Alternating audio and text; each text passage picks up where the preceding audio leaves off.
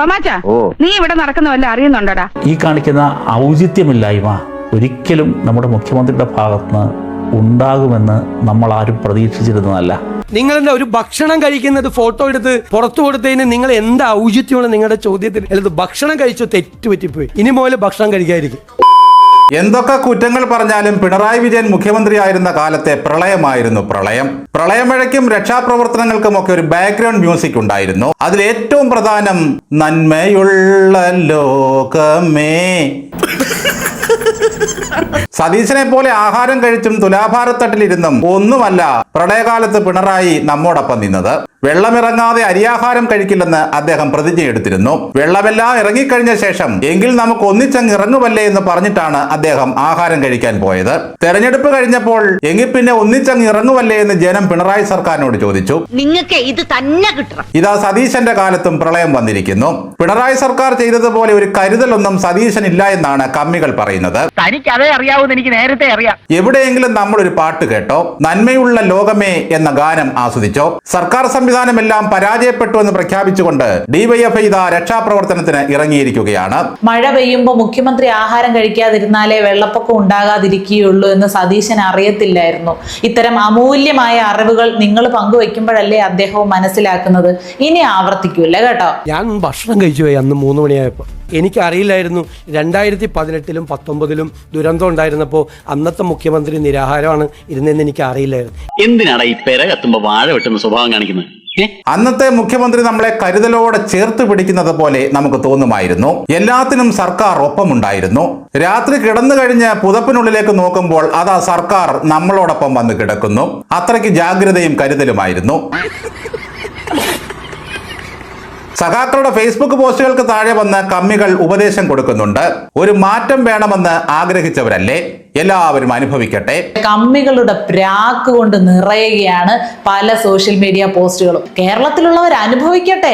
ഭരണം പോയതിന്റെ സമ്മർദ്ദം എത്ര അങ്ങോട്ട് പറഞ്ഞിട്ടും അവർക്ക് തീരുന്നില്ല. നമ്മൾ കമ്മ്യൂണിസ്റ്റുകാരെ മാത്രമേ സഹായിക്കാൻ പാടുള്ളൂ. മറ്റുള്ളതെല്ലാം നന്ദി കെട്ട വർഗമാണ്. ഇതൊരു വല്ലാത്ത ജന്മം തന്നെ. അതെ, ഇതൊരു വല്ലാത്ത ജന്മം തന്നെയാണ്. ഞാൻ ഇതുവരെ പറഞ്ഞില്ലെന്നേ ഉള്ളൂ. പല ദൃശ്യങ്ങളിലും നമ്മൾ കണ്ടത് UDFന്റെ എല്ലാ MLA-മാരും ദുരന്തമുഖത്ത് ഉണ്ട് എന്നുള്ളതാണ്. കഴിഞ്ഞ പ്രളയകാലത്ത് വീണ ജോർജ് കരയിൽ നിൽക്കുകയായിരുന്നു PR വർക്കുകളുമായി. അബിൻ വർക്കി നിലയില്ലാ വെള്ളത്തിലൂടെ വള്ളത്തിൽ സഞ്ചരിച്ചാണ് രക്ഷാപ്രവർത്തനത്തിന് നേതൃത്വം നൽകുന്നത്. അതിന്റെ ചിത്രങ്ങൾക്ക് താഴെ വന്ന് കമ്മികൾ പറയുന്നത് ഇങ്ങനെയാണ്: ഫോട്ടോഷൂട്ട് നന്നായി നടക്കുന്നുണ്ട് അല്ലേ? ഇനി അഥവാ അങ്ങനെ ഒരു ഫോട്ടോഷൂട്ട് ഇല്ലെങ്കിൽ ഇവന്മാര് പറയുക ആറന്മുളയിൽ വെള്ളം പൊങ്ങിയപ്പോഴേ അബിൻ വർക്കി നാട് വിട്ടു എന്നായിരിക്കും. നാവ് വളയ്ക്കുന്നത് നുണ പറയാനെന്നുള്ളതാ അവന്റെ തിയറി. സത്യത്തിൽ ഈ കാണുന്ന ദൃശ്യങ്ങൾ എനിക്ക് ആദ്യം വിശ്വസിക്കാൻ കഴിഞ്ഞില്ല. ഏതോ പരിപാടിക്കിടയിൽ സതീശൻ എവിടെയോ ഇരുന്ന് ഭക്ഷണം കഴിക്കുന്നതാണ് ഇപ്പോഴത്തെ പ്രചാരണ ആയുധം. ഇങ്ങനെ എന്തെങ്കിലുമൊക്കെ പറയുമ്പോഴേ എന്റെ മനസ്സിനൊരു സന്തോഷം ഉണ്ടാവുള്ളൂ. ഞാൻ എന്റെ സന്തോഷം നോക്കിയാ പോരെ. നമ്മൾ കമ്മ്യൂണിസ്റ്റുകാരെ മാത്രമേ സഹായിക്കാൻ പാടുള്ളൂ. മറ്റുള്ളതെല്ലാം നന്ദി കെട്ട വർഗമാണ്. 2018-ലും 2019-ലും ഒക്കെ പ്രളയം ഉണ്ടായപ്പോഴും ചൂരൽമല ദുരന്തം ഉണ്ടായപ്പോഴും ഒക്കെ പിണറായി വിജയൻ കട്ട ഉപവാസമായിരുന്നല്ലോ. നെന്മീൻ പൊരിച്ചത് പോയിട്ട് തിരി ഗോതമ്പ് കഞ്ഞി പോലും അദ്ദേഹത്തിന്റെ തൊണ്ടേന്ന് ഇറങ്ങിയിട്ടില്ലെന്നാ പറഞ്ഞു കേൾക്കുന്നത്.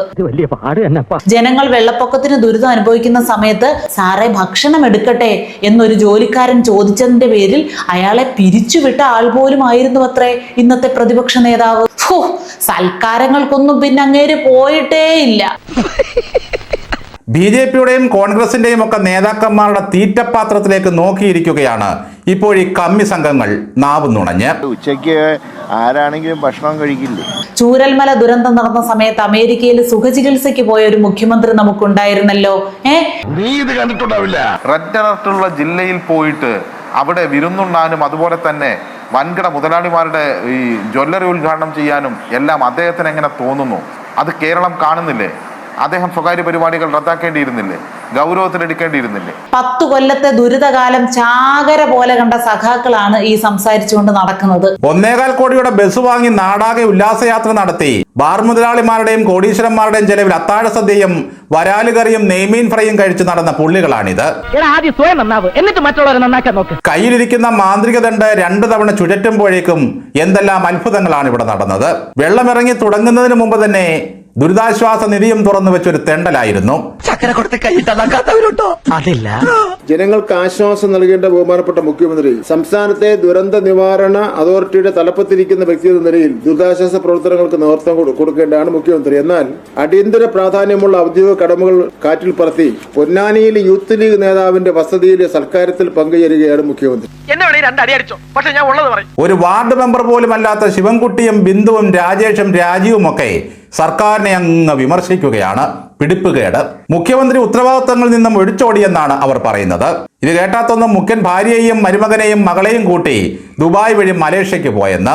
എന്തിനാ ഇങ്ങനെ സ്വന്തം പല്ലുകുത്തി നാട്ടണത്? ഈ അടുത്ത സമയത്ത് മീഡിയ റിപ്പോർട്ട് ചെയ്തിരിക്കുന്ന ഒരു വാർത്തയാണ്. മുഖ്യമന്ത്രി പിണറായി വിജയന്റെ നേതൃത്വത്തിലുള്ള സംഘം നെതർലൻഡ് സന്ദർശിച്ച് പഠിച്ച റൂം ഫോർ റിവർ പദ്ധതി നടപ്പാക്കുന്നതിൽ ഒരു തീരുമാനവുമില്ലെന്ന് സമ്മതിച്ച് സർക്കാർ. അന്ന് പിണറായി വിജയൻ കൊണ്ടുവന്ന റൂം ഫോർ റിവർ പദ്ധതി നടപ്പിലാക്കിയിരുന്നെങ്കിൽ ഒറ്റ മുറിയിലും വെള്ളം കയറില്ലായിരുന്നു.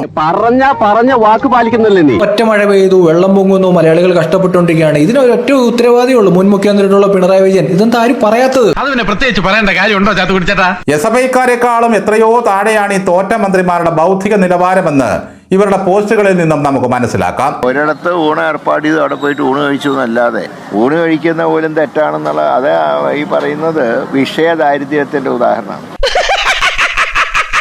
ഒരു 2 മാസം തൊഴിലൊന്നുമില്ലാതെ വീട്ടിലിരുന്നപ്പോഴേ ഇവരുടെ സമനില തെറ്റിയ മട്ടാണ്. ഈ നാട്ടിലെ അന്തങ്ങളെയും കമ്മികളെയും അടിമകളോടും ഒന്നേ പറയാനുള്ളൂ, നിങ്ങൾ ദയവായി കരഞ്ഞു കരഞ്ഞ് ഈ വെള്ളപ്പൊക്കത്തെ മഹാപ്രളയം ആക്കരുത്.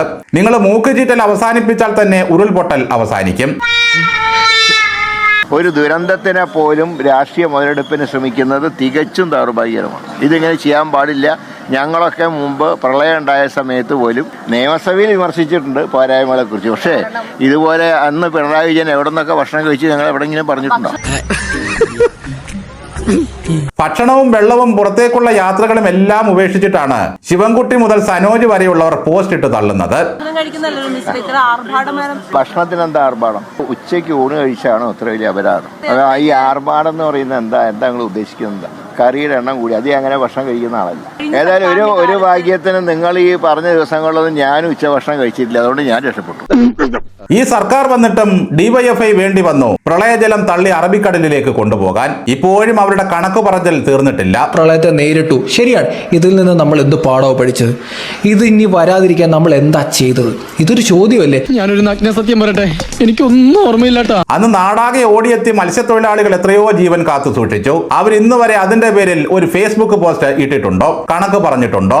ഓരോ ജില്ലയിലെയും രക്ഷാപ്രവർത്തനങ്ങൾ ഏകീകരിക്കാനുള്ള നേതൃത്വം മന്ത്രിമാർക്ക് നൽകിയിരിക്കുകയാണ് മുഖ്യമന്ത്രി. പിണറായി വിജയന്റെ കാലത്തെ പോലെ എല്ലാം ക്യാപ്റ്റനിലേക്ക് ചുരുങ്ങുന്ന പരിപാടിയല്ല ഇത്. തുറന്നു പറയുകയാണെങ്കിൽ നാട്ടുകാർക്കെല്ലാം നിങ്ങളെ പറ്റി വളരെ മോശം അഭിപ്രായമാണ്. 2019 തൊട്ട് 2026 വരെ എത്ര വർഷം ഉണ്ടായിരുന്നു ഒരേ ഗവൺമെന്റ് പിണറായി വിജയൻ തന്നെ ഭരിച്ചുകൊണ്ടിരിക്കുന്ന സമയം? എന്ത് നടപടിയെടുത്തു?